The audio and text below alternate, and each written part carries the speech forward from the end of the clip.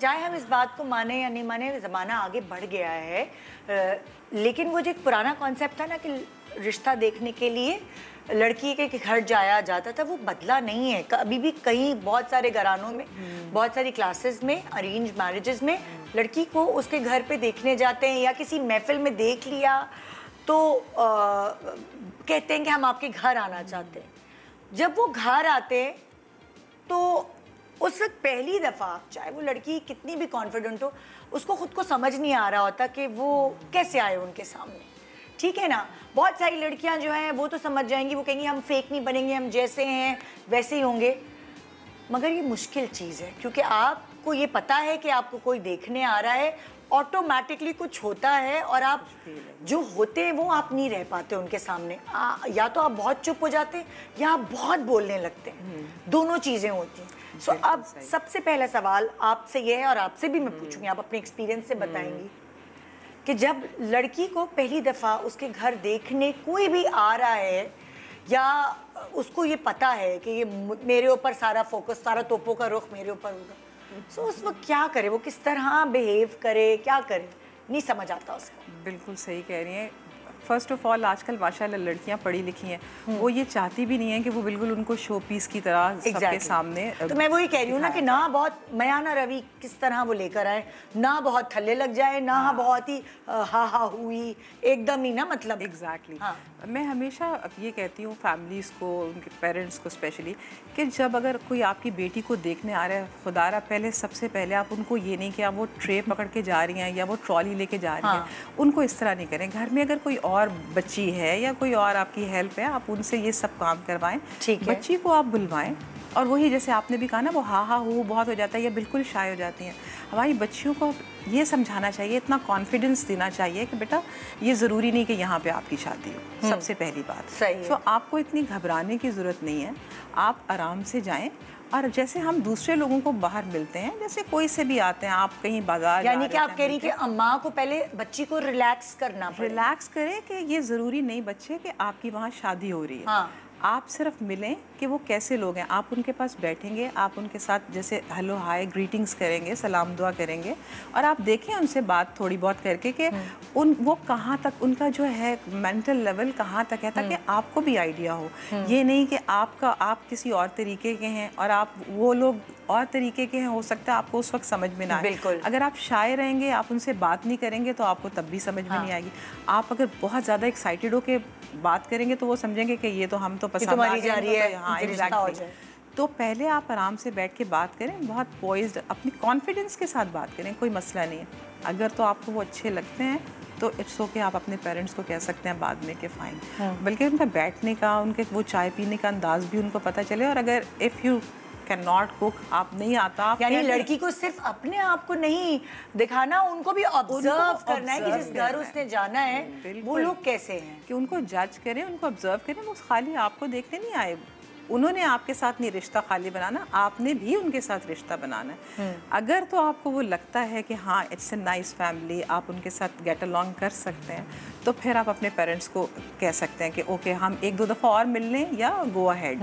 और अगर आपका नहीं दिल चाह रहा तो आप आराम से उनसे कह दें, आई एम सॉरी मुझे समझ नहीं आ रही। उसके बावजूद पेरेंट्स कई दफ़ा आपको फोर्स करते हैं, देन उनसे कहें अच्छा एक दो दफ़ा और मिल लेते हैं। और आपका बिल्कुल दिल नहीं चाहता तो मेरे ख्याल में लड़कियों के लिए बहुत ज़रूरी है कि कहें सॉरी नहीं। क्योंकि देखिए मैंने जो यहाँ देखा है आजकल, आपको पता है हमारा डाइवोर्स रेट भी बहुत ज़्यादा हो गया, तो इट्स बेटर कि आप पहले से ही उनको जज करें, पहले से देख के फिर शादी करें, ये नहीं कि अफरा तफरी में करें। शुमाइला बिल्कुल ठीक कह रही हैं। पहले तो मैं इस फेवर में नहीं हूँ कि लड़की ट्रे लेकर आए। मैं ये चाहती हूँ कि पार्टीज़ में, वेडिंग्स में, सब गेट टुगेदर्स में लोग एक दूसरे को पसंद कर लें, तो वो एक कॉन्फिडेंस लेवल ऑटोमेटिकली लड़की में आ जाता है। बिल्कुल। अगर ऐसा केस है कि उसको ट्रे लेकर आनी है तो ट्रे लेकर बिल्कुल ना आए। मैं सेकंड करूंगी शुमाइला को। और प्लस ये कि उसके दिमाग में आप ये डालें बच्ची के कि आपने बेटा ऑब्जर्व करना है लोगों को, तो उसका फोकस जो है वो अपने आप से हट जाएगा। वो डरी हुई सहमी भी नहीं रहेगी, उसमें थोड़ा बहुत कॉन्फिडेंस ये आएगा कि मुझे भी तो जज करना है ना। सिर्फ मुझे जज करने नहीं आए लोग, मैंने भी जज करना है। तो उसमें वो जो कॉन्फिडेंस लेवल आएगा, उससे उसकी बॉडी लैंग्वेज भी चेंज होगी, उसमें वो डर खौफ भी ख़त्म होगा, और वो उसमें लग जाएगी कि ये अम्मा कैसी हैं, अब्बा कैसे हैं, या लड़का आया है तो उसको देखने में लग जाएगी, तो वो चीज़ें बिल्कुल वाइप आउट हो जाएंगी, जो कि आजकल हमारी लड़कियों में तो नहीं है, लेकिन पहले की लड़कियों में बहुत ज़्यादा था जी, डर खौफ, और ट्रे आ रही है तो हाथ कांप रहे हैं, लड़का ही नहीं देखा, लड़का आया देख के चला गया, फैमिली आई, कुछ होश ही नहीं कि चले गए तो हैं, अच्छा मतलब हो गया, क्या हो गया। अच्छा, सेकेंड इम्पॉर्टेंट चीज़, रिश्ता तय होने के बाद बहुत सारे घराने ऐसे होते हैं जो कहते हैं नहीं अब तो मिलना ही नहीं है, अब तो ना ससुराल जाना है, मतलब लड़के से तो दूर दूर तक। बहुत सारे घराने ऐसे हैं, आई डोंट नो कि क्यों वो ऐसे करते हैं, लेकिन बिल्कुल मिलना जुलना ख़त्म। मगर फिर भी एक म्याना रवि रखनी चाहिए, ये भी नहीं कि रोज़ ही आप चक्कर लगा रहे हैं, कभी लड़का इधर है कभी लड़की उधर है, सो वो अजीब ही से एक गेम हो जाता है कि शादी से पहले लगता है कि हाँ भाई वो हो गई शादी। कितना लिमिट करें आने जाने को, मतलब कितनी फरावानी से आए जाएं रिश्ता तय होने के बाद? रिश्ता तय होने के बाद मेरा ख्याल है कितना मेल मिलाप, कितने फ़ोन कॉल्स ससुराल के साथ कितनी रखें? ये देखिए, एक ना उसमें थोड़ी सी लिमिट होनी चाहिए, क्योंकि अगर आप तो मैं हमेशा ये भी कहती हूँ हमारे जितने रिलेशंस हैं उसमें एक डिस्टेंस रहे तो हमेशा रिस्पेक्ट रहती है।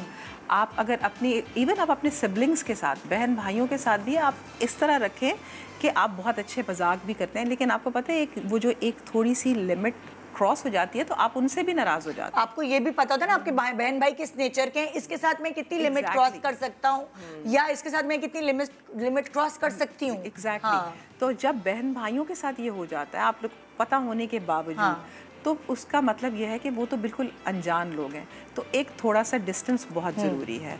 जो फैमिलीज़ हैं उनमें भी, और लड़का लड़की को मिलना भी ज़रूरी है। अगर वो मिलेंगे नहीं तो उनको एक दूसरे के पता भी नहीं चलेगा, क्योंकि कंफर्ट लेवल आपका तभी बढ़ता है जब आपको पता हो कि उसको क्या पसंद है। बहुत जो बेसिक चीज़ें हैं, बहुत डेप्थ में जाना भी नहीं चाहिए। डेप्थ में जाने का मतलब ये होता है कि आपकी लड़ाइयाँ झगड़े, आपके वो जो होता है ना ओपिनियन, वो आपको एक दूसरे को लगता है कि नहीं ये मुझे इस तरह डोमिनेट कर रहा है, और वो टाइम ऐसा होता है कि अगर आप डोमिनेट नहीं भी करना चाहते तो हो जाता है। आप चाहते हैं कि ये मैं पहले से इसको ये बता दूं, मैं इसको डोमिनेट कर लूं ताकि मैं इसको डरा के रखूं ताकि वो आए तो फिर मुझे कुछ कहे नहीं, तो ऐसे नहीं होना चाहिए। आप ऐसी चीज़ें करें, बेसिक बातें आपस में जो रिलेशनशिप होती है अच्छे तरीके से उसको कि अच्छा ये आपकी जो नॉर्मल बेसिक बातें हैं, ये आपकी बातें हैं, ये मेरी बात है। उस वक्त तो आप एक दूसरे को अच्छा अच्छा दिखा रहे होते हैं लेकिन नहीं, ये ज़रूरी है, और बहुत ज़्यादा डेप्थ में ना जाएं, लेकिन इतना पता होना चाहिए कि आपकी जो नेचर है वो कैसी है। एक दूसरे की नेचर को, एक दूसरे को, अब देखें हम लोगों को ना बचपन में कहा जाता था कि अगर किसी को आपने पहचानना है तो आप रेस्टोरेंट में जा रहे हैं, उसका रवैया देखें कि वेटर्स के साथ कैसा है। अगर वो उनके साथ बहुत अच्छे तरीके से पेश आ रहा है, इसका मतलब है कि वो नेचर वाइज बहुत अच्छा बनता है। तो ये बेसिक चीज़ें ये देखनी होती हैं कि अगर वो बहुत ज़्यादा अच्छा डाउन टू अर्थ और लोगों के साथ जो अनप्रिविलेज्ड लोग हैं उनके साथ अच्छा है, तो आई थिंक गो अहेड हो जाना चाहिए।